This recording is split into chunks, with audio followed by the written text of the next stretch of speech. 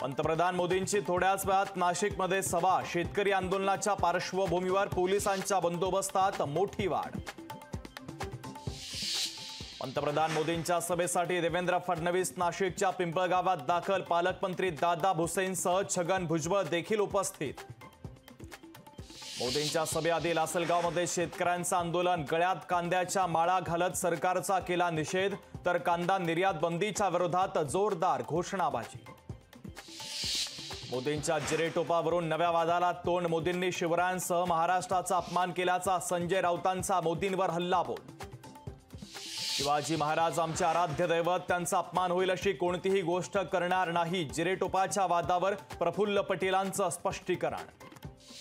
मुंबईतील लोकसभा निवडणुकीसाठी शिवसेना सज्ज। मुख्यमंत्री शिंदेंकडून शंभूराज देसाई, सामंत आणि केसरकर यांच्यावर विशेष जबाबदारी।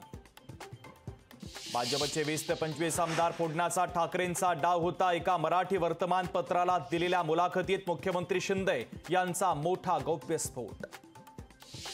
महाविकास आघाडीमध्ये कोकण पदवीधर मतदारसंघ काँग्रेसकडे जाणार असल्याची सूत्रांची माहिती, तर वरिष्ठ पातळीवर मतदारसंघ काँग्रेसला सोडण्यासंदर्भात चर्चा झाल्याची माहिती। महादेव बेटिंग ॲपचं नारायणगाव कनेक्शन उघड। नारायणगावच्या इमारतीतून चालत होतं बेटिंगचं काम। पुणे पोलिसांनी 70 ते 80 जणांना घेतलं ताब्यात। 18 मे रोजी योगी आदित्यनाथ यांचा मुंबईत रोड शो। उज्ज्वल निकमांच्या प्रचारासाठी योगी आदित्यनाथ यांचा रोड शो। मुंबईतील होर्डिंग दुर्घटनेनंतर नागपूर महानगरपालिका ॲक्शन मोडवर। नागपूर महानगरपालिकेकडून अवैध होर्डिंगचा सर्व्हे सुरू। कोल्हापूरच्या प्रवेशद्वारावरील फाटलेले होर्डिंग बदलले। ऋतुराज पाटील यांनी पुढाकार घेत पोस्टर बदलले। सातारा शहरातील होर्डिंग प्रकरणी 297 जणांना पालिकेची नोटीस, तर 3 दिवसात कागदपत्रांची पूर्तता करण्याचे आदेश।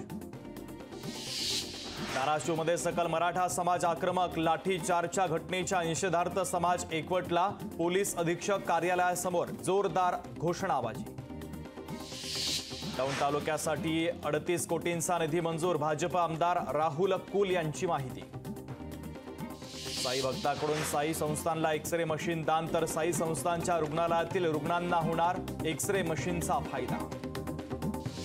यवतमाळमध्ये सहकारी संस्थेची जागा परस्पर विकली। 25 कोटींची जागा 10 कोटींना विकल्याचं उघड। जागा विक्री प्रकरणी 3 गुन्हा दाखल।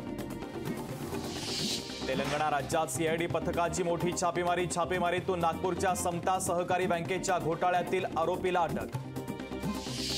नंदुरबार जिल्ह्यात जोरदार अवकाळी पाऊस, तर अवकाळी पावसामुळे जनजीवन विस्कळीत। शेती पिकांसह फळबागांचं देखील मोठं नुकसान। लोकशाही मराठी ऐका, पहा, जागरूक रहा।